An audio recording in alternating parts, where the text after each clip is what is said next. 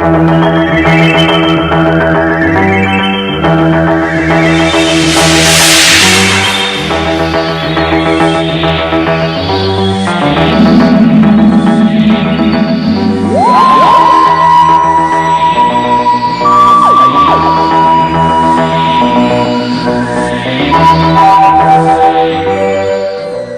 guys, welcome to All Things Doctor Who, and in this video I'm going to be doing a season countdown on the William Hartnell era. So William Hartnell played the first Doctor from 1963 to 1966.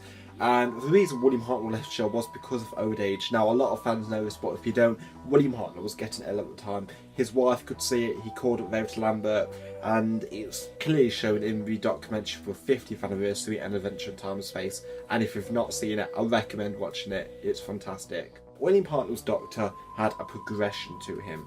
His Doctor had a story. He started up as a grumpy old man. You know, when he first met Ian and Barbara in An Earthly Child, he was ready to throw them out TARDIS in the Edge of Destruction. In Marco Polo, he was angry that TARDIS wasn't working. All these little things, and as he went on, the kindness of his companions softened him to a lovable grandfather figure we know. And until there was a generation in the 10th Planet with Ben and Polly. So today I'm going to be going through season 1, 2 and 3.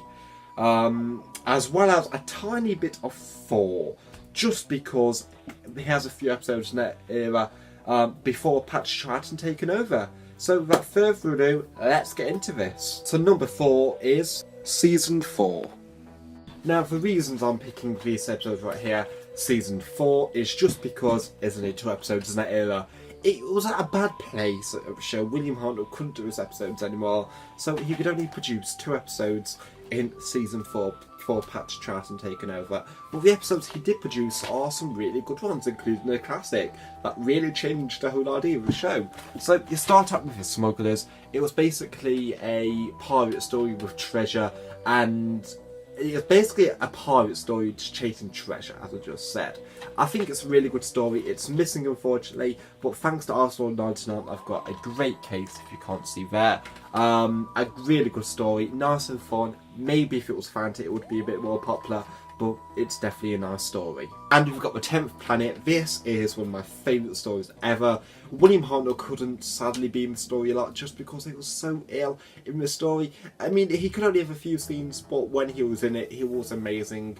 And it really leads into my favourite Dr. Patrick Troughton at the end of episode 4. And if you've not got this DVD set, I recommend it because it has an animated episode and it's just so nice to have. Honestly, The 10th Planet, fantastic, but unfortunately it's not really William Hartnell's season just because there's more Patrick Troughton with William Hartnell in this season.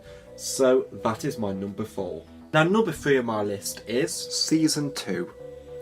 So putting Series 2 on this list, number 3 was really hard because it's got a lot of great things going with it. It's got some companion exits. Ian and Barbara finally the first Doctor in the chase after having that first very episode with him. 2 years with the Doctor, they finally leave him, which is so sad. And just say the chase is a really good story. All the stories in Season 2 are Planet of Giants, the Dalek Invasion of Earth, The Rescue, The Romans, Wet Planet, The Crusades, Space Museum, The Chase, and The Time Meddler. We get introduced to an orphan companion, Vicky. I really like Vicky. Morgan O'Brien, if I pronounced her name right, is so good. I've got the Galaxy 4 reading of the novelisation, read by her herself, and I'd love to meet her. She's such a good companion, and I'm so happy she does Big Finish, because she really can bring the essence of the first Doctor's adventures back to life.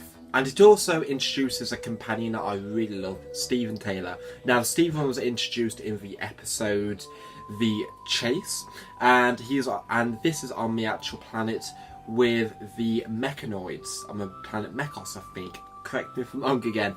And with this planet, Stephen Tyler is a pilot, which is a really cool fact about the story.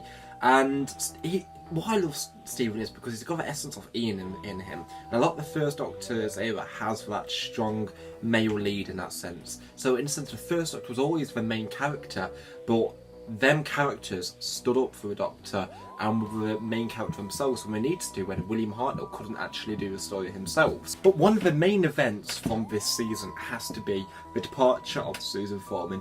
Now, Susan was the Doctor's granddaughter, and for her to leave the Dalek invasion of Earth was quite sad, and a lot of her era was built up for this, because if you see her episodes in Nova, you see how she's travelling with the Doctor, and then the Doctor wants to have his own life, her freedom, and what he says is absolutely emotional in the Dalek invasion of Earth.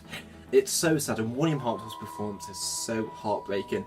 And also, the Dalek invasion of Earth is just regularly known as one of the best stories of all time. So really, Series 2 is a great season. Not many missing episodes at all.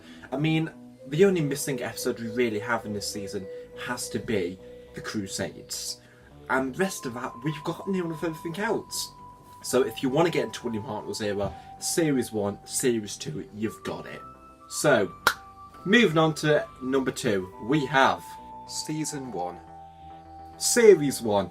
Now, Series 1 is the very first season of Doctor Who ever. This season has many classic episodes, such as An Unearthly Child, The Daleks, The Edge of Destruction, Marco Polo, The Keys of Marinus, The Aztecs, The Sensorites, and The Reign of Terror. Now obviously Series 1 is popular because it's got a lot of firsts for a lot of Doctor Who. It's got the first ever episode of Doctor Who, it's got the first ever Dalek episode, it's got the first ever Companions, the first ever TARDIS Takeoff, it's got the first ever Historical, it's got so many going on and so many great stories. Obviously a lot of them are more slow paced back in the day because that's the way the show was back then, but what I love Series 1 is because William Hartnell, this road changed his life. And again, if you've seen An Adventure Time and Space, seen anything about the William Hartnell and his time as Doctor, you know how much he loves the role. So seeing him in this role was amazing. I know how much it changed his life. So, and knowing that near enough no episodes from Series 1 are missing except Marco Polo, that's amazing. And really, some notable stories to actually name from this series has to be, first of all, An Unearthly Child got the first ever episode on. People complain that's not great after that point, but I completely disagree. I think it's really good straight after that. It's the first time Doctor Who does something interesting going back in the past, and I like it. Straight after we have the Daleks. Great stuff. Honestly, with Daleks, first ever Dalek episode is creepy, bit too long, and people are starting to say it's really overrated just because it's popular. I know, I hate it when people do that, but personally I think the Daleks is a great story. I think it's overlong because sometimes maybe take 1 or 2 parts out of it, but it's still a really good story to check out, and the Daleks are great. And then after that, we're going to move on to Marco Polo. Now, Marco Polo, in my opinion, is one of the greatest episodes of all time because it's one of the finest historicals, and even though it's missing, you get to watch it and understand the story and narrative because it even works from a reconstruction standpoint. The character of Marco Polo taking the TARDIS as a caravan just to save his family, so emotional, and if you've not seen any missing episodes and you love historicals, that is one to check out. And one of my favourite really historicals ever that is currently in the BBC archives has to be The Aztecs. The Aztecs to me is such a good episode. I've rewatched it so many times and it really shows a point you can't change time as Barbara tries to with stopping sacrifices. You can't change it, and each character has a story which I love. William Hartnell's, the Doctor gets married. So good, son, but he got beaten and now he's engaged to Coco. So the Aztecs is such a great historical. It's in the archives, you have to check it out. So what are some notable events of Series 1? For starters, you introduce Companions as a stated from the start. The first TARDIS Takeoff. After that, you got first for a lot of things. So Series 1 sets up everything for 50 years of the show before, well, 55 near enough now. And what a season that was. I love the first season so much, it's a classic, and I really hope they get restored with these new Blu-ray box sets we're getting. So moving on to number 1. Number 1 is some kind of, and you know this now if you've seen my list, and I'm going to explain why now. My number 1 is Series 3. So the episodes in Series 3 are Galaxy 4, Mission to the Unknown, The Mythmakers, The Daleks' Master Plan, The Massacre of St. Bartholomew, The Ark, The Celestial Toymaker, The Gunfighters, The Savages, and last but not least, The War Machines. Series 3 is my favourite William Hartnell season of all time. It's weird, I know, the most missing series of a Doctor's one ever near enough for First Doctor, just because a majority of the episodes are missing. For starters, if we go through Galaxy 4, missing with only one episode of episode 3. We go to Mission to the Unknown, missing, only animated by a fan. I think Ian Levine did that. We go to the Myth Makers, all missing. Dalek's Master Plan, a majority missing with only 3 episodes. We've got to the Massacre of St. Bartholomew, missing. And then we have The Ark. Not as bad. That story is there in the archives, and it's weird because it's not a great story for Series 3, and it's still there.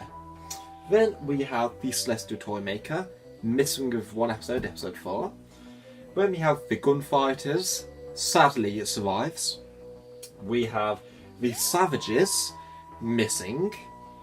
The War Machines, they're in the archives, which is quite an improvement, with some footage missing, with clips on, because as it was found, clips were distorted, so they were gone basically forever. But we have the episode, a lot of it, which is a great thing. So some things about the season to really remember, right, is the continuation of Vicky. Now, Vicky in this leaves in the next few stories in the Myth Makers, which unfortunately is all missing, but a great story, great historical, it's definitely worth the watch, reconstructions. And Stephen Taylor. Stephen Taylor was introduced in The Chase, the last episode, as Barbara and Ian left, but he continued a time meddler, so he was really introduced in the last episode of Series 2, but when he actually returned and came back, it was fantastic. He had that chemistry like Ian Chesterton, like the First Doctor had. He was always that main character, which I loved. It was such a cool thing. And another thing for this season, which is really massive, is the longest story in Doctor Who's history. We have, ladies and gentlemen, the mother effing Dalek's Master Plan. The mother of all Dalek stories and Dalek stories and stories altogether. The Dalek's Master Plan is a 12-part song. Unfortunately, the majority of it's missing. But you know what? I've watched the reconstruction of Harry Williams. If you've not seen our review of that, go on my channel, it's there. But we've watched it all in one day and loved it. It's one of the greatest stories ever made for storytelling. Granted, it drags a bit from the last 7, 8, 9 episodes, but it's still great. It returns the actual meddling monk from Time Meddler. We have the Darksome Ultimate Plan to get Tranium back, so they can destroy Time itself. We have a badass companion only for that area called Sarah Kingdom, who I love personally. The Daleks' Master Plan is one of the greatest stories ever made, and I love it. And something else this season actually does is introduce Ben and Polly, the future Second Doctor companions. Ben and Polly for me are really good companions. I love their chemistry, so underrated, and it's sad because a lot of their stories are actually missing. And if you watch through their reconstructions, you can see what chemistry they had, and you can imagine them just getting together after they leave, and Polly waiting for Ben to come back from the ship's navy. It's such a cool thing, and I just love their chemistry. And Annika Rose is so great, and I would love to meet her. So what stories really stand out in Series 3? Well, for starters, Mission to the Unknown and the Dalek's Master Plan. As I said not long ago, greatest Dalek story of all time, fantastic. Then we have the Myth Makers right in between there.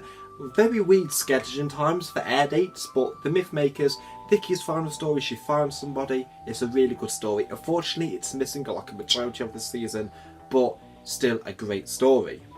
Next, straight after that, we have the Massacre at St. Bartholomew. If you've never been established with Stephen Taylor and you want to know more about his character and you don't mind reconstructions, watch that. It's so good.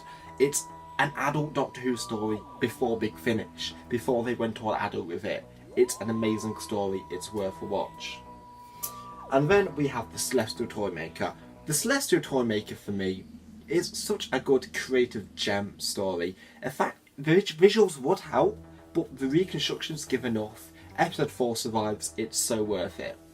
And more of a negative this season, but it doesn't really bog it down with me because of the stories, The Gunfighters. It has one of the worst stories of all time, guys, for gunfighters. I'm sorry, hate it to bits. I wish it was lost. I'm sorry, I just hate it. And then we have the War Machines and the Savages. Well, let's start with the Savages, shall we? The Savages is the exit for Steven Taylor. It's so sad seeing him go because the Doctor's so proud of him and it's such a nice ending, but a sad one knowing he doesn't actually return to the show. And then we have the War Machines. The War Machines introduces Ben and Polly, as I said. Great story. It's basically a pre-Pertwee story on Earth with the First Doctor, and that is so rare to come by in the show. And I just love the London footage of 60s, 66 London. It's so cool. So there it is, guys. They're my favourite William Hartnell seasons. So for number 4, we had Series 4. For number 3, we had Series 2. For number 2, we had Series 1. And for number 1, Series 3. So thank you so much for watching, guys. And the question for all you is, if you got to this point in the video, what is your favourite William Hartnell series? Is it Series 1, 2, 3 or 4? Tell me below in the comments, as I'm very interested in hearing. So guys, thank you so much for watching. I'm All Things Doctor Who, and I'll see you later. See ya.